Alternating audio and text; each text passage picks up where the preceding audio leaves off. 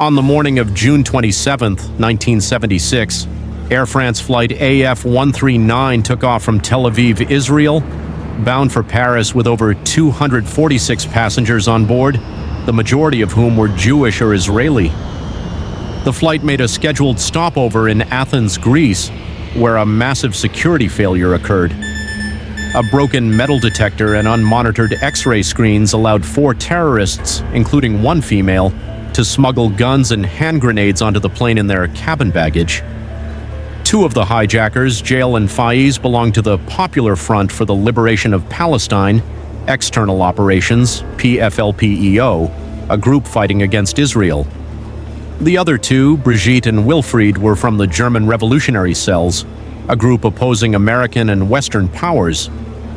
8 minutes after the plane took off from Athens, Wilfried stormed the cockpit, held a gun and a grenade to the pilot's head, and forced the plane to divert south toward Libya. The diversion to Uganda and the demands. After a 6 to 7 hour refueling stop in Benghazi, Libya, the hijackers directed the flight to Entebbe, Uganda. Uganda was ruled by the unpredictable dictator Idi Amin, who maintained a strong anti-Israel stance. The plane landed at the Entebbe Old Terminal on June 29th, where 3 additional Palestinian terrorists joined the group, bringing the total number of hijackers to 7. While Idi Amin played the role of a mediator to the media, his army heavily guarded the airport. The hijackers issued their demands: $5 million and the release of 53 prisoners, 40 held in Israel and the rest in France, Germany, Kenya, and Switzerland, by July 1st, threatening to kill the passengers if their demands were not met. To maximize psychological pressure, the hijackers confiscated passports and separated the Jewish/Israeli passengers from the non-Israelis. One sick passenger, Dora Block, was transferred to a local Ugandan hospital. The fatal flaw in Israeli intelligence. On June 30th, the hijackers released the non-Israeli passengers and sent them to Paris, though the 12 French crew members bravely refused to abandon their passengers. This release proved to be the hijackers' biggest mistake. Israeli intelligence teams immediately rushed to Paris to interrogate the released passengers, gathering precise details regarding the number of hijackers, their weapons, and the exact layout of the terminal. Israel also received a massive stroke of luck. An Israeli construction company named Solel Boneh had built the Entebbe Old Terminal in the 1960s. The company provided Israeli military planners with the exact blueprints of the building, allowing them to construct an exact replica to plan their assault inch by inch.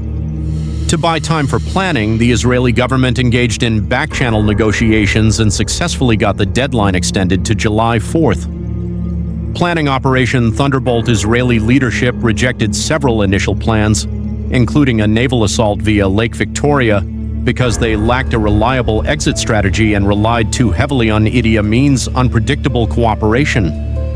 Instead, they approved Operation Thunderbolt, a daring mission built entirely on extreme speed. On the night of July 3rd, 4 C-130 Hercules transport planes carrying Israeli commandos took off, flying over 4,000 kilometers at an extremely low altitude over the Red Sea to evade radar detection. The aircraft were strictly divided by task. Plane 1 carried the main Sayeret Matkal assault team led by Yoni Netanyahu.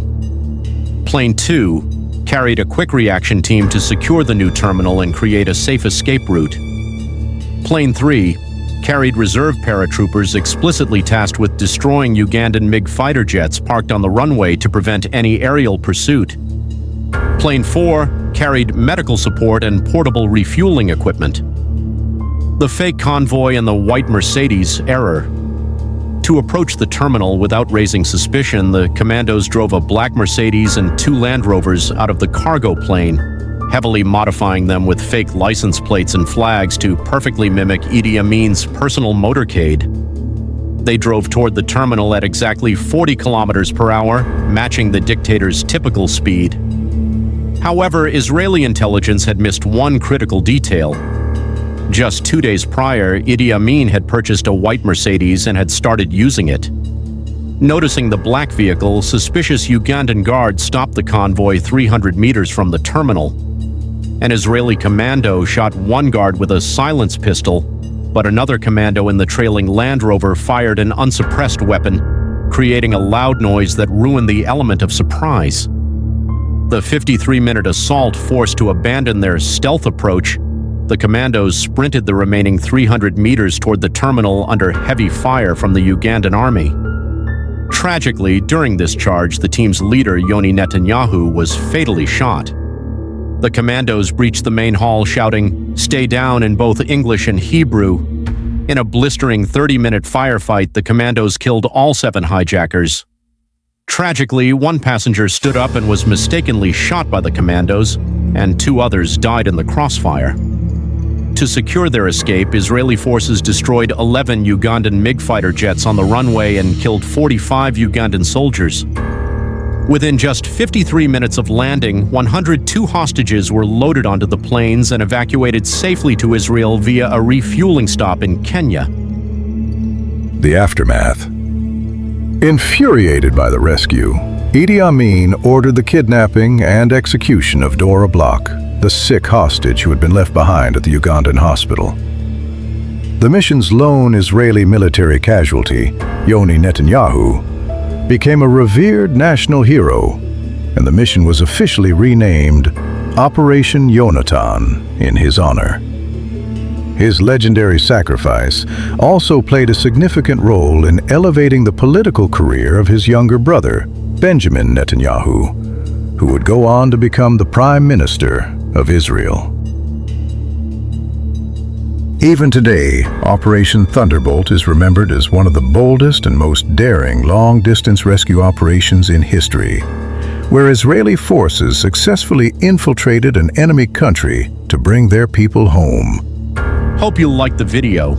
I put in a lot of research into this one. If you enjoyed it, please share it, like it, and subscribe to the channel. Thank you.